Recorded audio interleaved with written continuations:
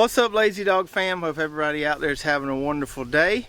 As promised on our last garden tour video, we got to do a little bit of cleanup in this plot here behind me where we have our carrots, our beets, our parsnips, and some lettuce. We've got some weeds popping up in there we need to take care of. And so I want to show you kind of my weeding techniques, my weeding strategies for crops like this that are a little tender and a little fragile, especially when they're small like this, and we got to be really careful not to damage the plants when we're working around them. So we're going to do that today, get this cleaned up, hopefully get this in a lot better shape. So everything in this plot is planted on double rows like you see here, or twin rows as some people will call it. Now, we used to plant a lot more things on double rows or twin rows when we were selling our vegetables, but since we're not selling them anymore, we don't have to, maximize the productivity of the space we have as much. We got the lettuce, the beets, the parsnips, the carrots here, all on double rows with drip tape in the middle. Got some weeds popping up here. Some of these are weeds. Actually, they're all weeds, but some of this is kind of volunteer stuff from the warmer months. So those are all volunteer dill plants there. I want to kind of get that cleaned up. Not that there's anything wrong with volunteer dill plants, but we just kind of want to keep this nice and clean. And then we got some weeds popping up here on the edge of the plot too we need to take care of. We got to be really careful because these carrots are only a few inches tall and they're tender and they're pretty delicate, so we definitely don't want to damage those guys. And then we got to be really careful with these parsnips over here, which were the last thing to germinate, and they're really small and tender as well. So if you watch our channel a lot, you know we firmly believe in rotating our crops around these 10 different garden plots we have. The main reason we do that is for pest and disease management, but we also rotate to help out with our weed pressure as well. Certain crops are a little more susceptible to certain types of weeds. Some particular crops I'll have a specific issue with a weed in that crop that I may not have with other crops we grow. It has a lot to do with the growth habit of the specific crop. So with carrots, I have a really bad issue with chickweed, and if you don't know what chickweed looks like, I'll put a picture up right here so you can see that. But I always get chickweed in my carrots. No matter how much I stay on top of the weeding, I'm always going to get a little bit of it in there. If I'm not really diligent about my weeding, it can get out of control on me. So that chickweed gets in those carrots and it kind of just spreads low on the ground, and it's really hard to pull it and get it out of there without pulling up a bunch of my carrots and damaging my carrots. And so I'm inevitably going to get some chickweed. It flowers pretty easily down here, especially in late winter.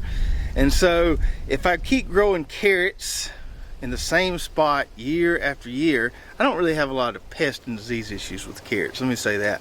So I don't have to really rotate carrots for that purpose. But if I grow carrots in the same spot year after year, that chickweed pressure, those chickweed weeds that get in the soil are just going to keep multiplying and multiplying, and it's going to get worse and worse year over year. So the majority of our rotation is for pest and disease pressure, but some of our rotation is for weed pressure, like in the case of these carrots here. So that's something to consider. If you've got a crop, a specific vegetable you grow that always gets one specific type of weed or a couple specific types of weeds in it that cause you problems, you want to make sure you rotate those around your garden. That way you're not just accumulating a bunch of those weed seeds in the soil right there where you would be growing that crop year after year. Now, we don't use plastic mulch or plastic weed barrier around here, and occasionally we get a new viewer, a new subscriber to the channel, and they want to know why we don't use anything like that, because they've seen other channels use it and it looks like it works pretty well. Well, the main reason is I can keep things pretty much under control, the weeds relatively under control, just with some shallow, frequent cultivation every 1 to 2 weeks. And I just don't find it super necessary for what we do around here. I won't get into all the details behind why we don't use that, but as I was laying in bed last night, I thought about that, and I was thinking maybe it'd be a good idea to do a little video series about things like that maybe you see other people using that we don't use here, and do like a why don't we use X or why don't we use blank video series. If that's something you'd like to see, definitely let me know in the comments below. And if you've got some suggestions of why we don't use this or why we don't use that, put those there as well. Maybe we'll try to put something like that together in the future. All right, so back to the job at hand here. So the first thing we need to do is weed between this double row here. We need to kind of lightly cultivate between there, but we've got to be really careful because we got our drip tape buried there. We definitely don't want to cut that. And this is not something we have to do repeatedly over and over. It's just kind of something we have to do early in the life of these carrots. Once they get a little bit bigger, they'll cover that space there, and we won't have to worry about any weeds in there. But we want to be pretty diligent about taking care, making sure any weeds don't thrive in that gap until the carrots can cover that space. Same thing here with the parsnips, same thing here with the beets. We can see we got a few little weeds popping up in there between that double row. We want to make sure we take care of those until those beets get large enough where they can shade out that area. With the lettuce here, this stuff has grown so fast that we didn't really have to worry about that with the lettuce. It filled those gaps pretty quickly, and there's no weeds that are going to really thrive in between that double row there. So, and well, also we can't fit a tool in between there because it's so tight, but there's no weeds in there anyways. And I mentioned this when we did the video planting this plot here, but this is why it's so important to plant carrots, beets, parsnips, these things that kind of take a little while to get up and get going. It's really important to plant those in an area where you don't have a lot of weed pressure, or you don't have a very high weed seed bank, because they take a while to germinate. Even when they do germinate, those plants are really fragile, and you can't really weed around them without damaging some of the plants, even if you're really careful. So we have to wait a week or two for them to germinate, and then a few more weeks for them to get tall enough to where we can weed around them safely without damaging any of the plants. If we have really high weed pressure, we're going to have a mess after waiting a month or so between cultivating or weeding this stuff. So that's why it's really important. Work on your weed seed bank in the summer months, you know, going into early fall there, and that way you don't have that many weed seeds in the soil. You could plant something like carrots, beets, parsnips, give them time to get up and going, so the plants aren't as fragile when you do go to cultivate around them. So the tool we're going to use to kind of delicately work within those double rows of carrots, beets, and parsnips is this guy right here called a Singletine cultivator. And I'll put a link below where you can pick up one of these if you want to have one for your garden. And just to give you a little backstory on this tool, this is one of the tools I helped design and I kind of birthed when I was at Hoss. And it's one of my favorite light cultivation, light weeding tools that I have, that I use a lot in the garden. So kind of how that came about, when we first moved to this place, I was cleaning out the barn, kind of organizing it how I wanted it, and I found this guy right here. And I guess this was one of Brooklyn's grandpa's garden tools. It's kind of wobbly right now, needs a new handle on it, but it appears to be mounted to like an old tobacco stick, something like that.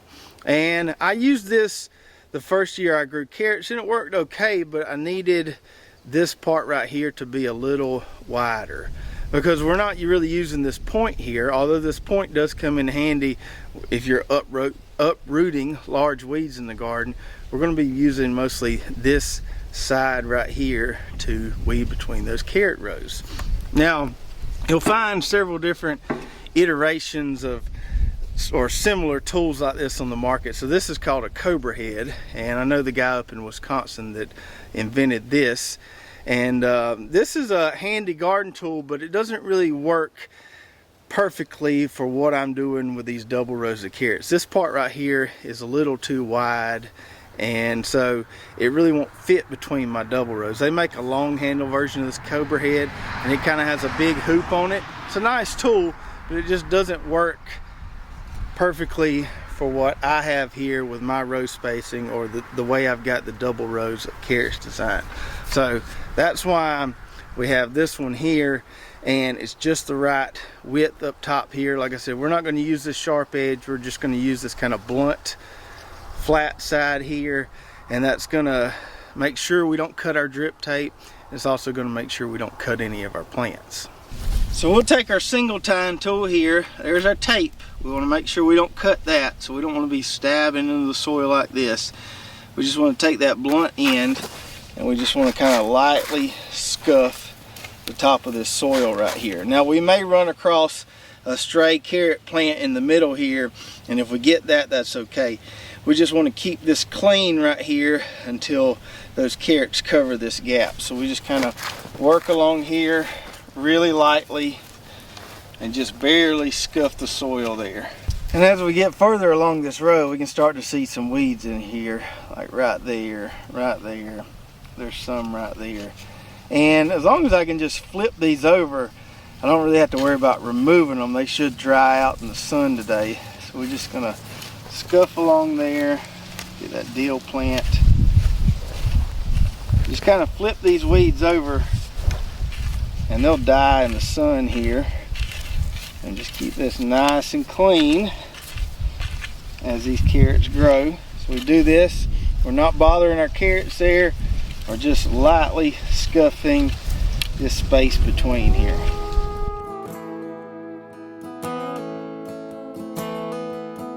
You didn't ask for this, a broken heart, wanna call it quits, pain that's so real you can't move. And then on the parsnips here, it's kind of the same thing, so we just got to be a little more extra careful because these guys are tall. Some of my tape needs to be recovered there. And there's some of that dreaded chickweed I was telling you about. We're already getting some of that in the garden, so we got to stay on top of this.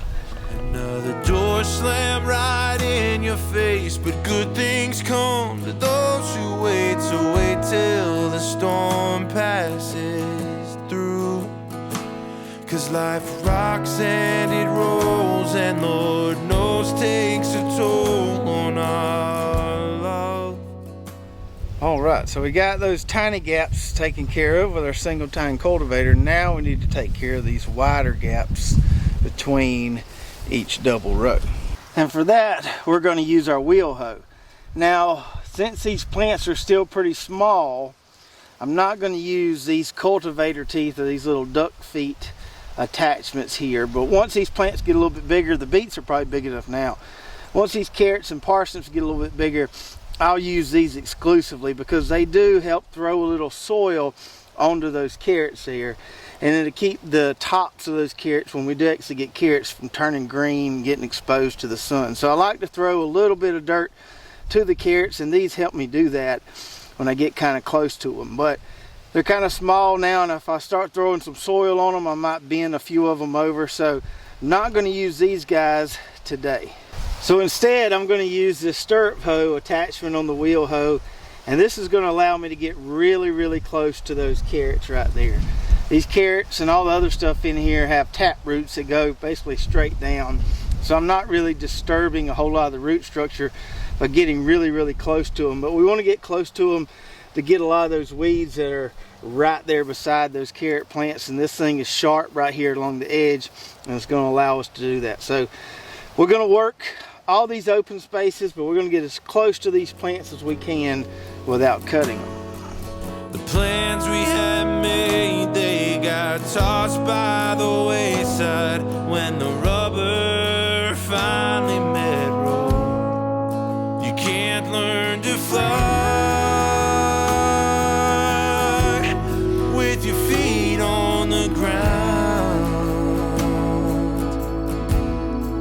If you're scared of the heights, and stop looking down.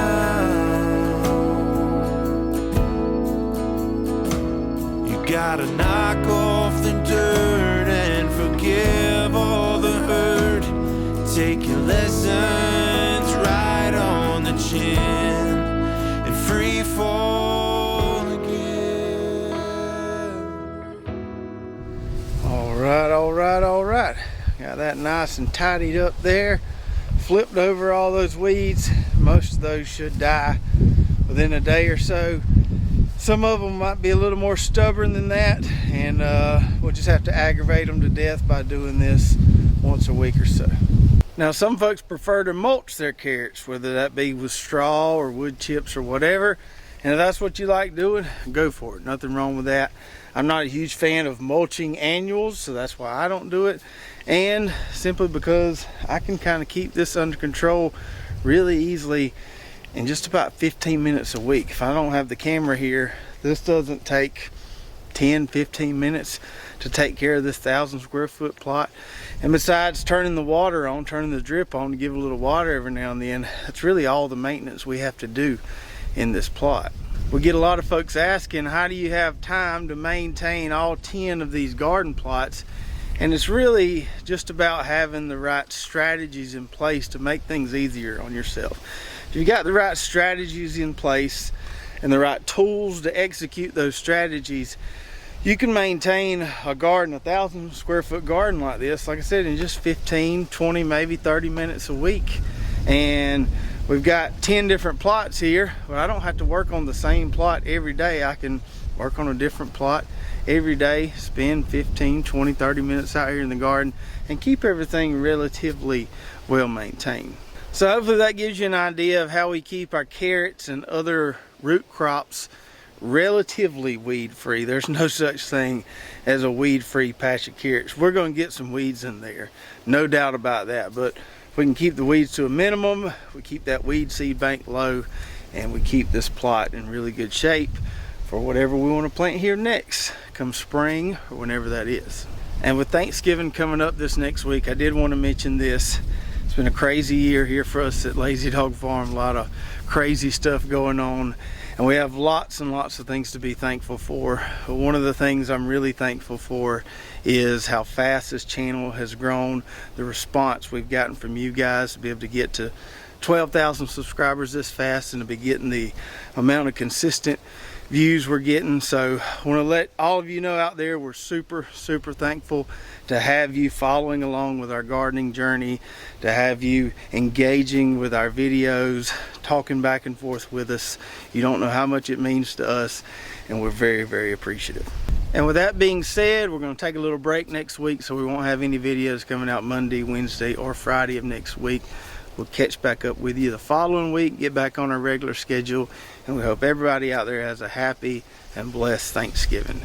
Don't forget to subscribe, ring the bell, like and share if you enjoyed the video, and we'll see you next time right here at Lazy Dog Farm. Oh, farewell. By the beauty of your life,